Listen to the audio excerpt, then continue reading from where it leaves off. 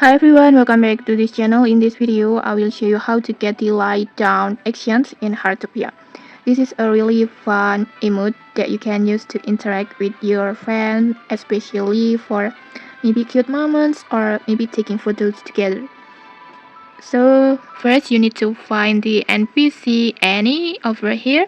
Just talk to her and then just tap on her character and then just tap on store like this, and then just tap on friendship store, scroll down on the emotes and actions, and then just choose the lie down on here. Just purchase it costs 6,000 gold, so make sure you have enough gold before buying it. And once you have bought it, using the actions is very easy. Just tap on the emote icon or smiley icon on your screen, this one at the bottom of your screen.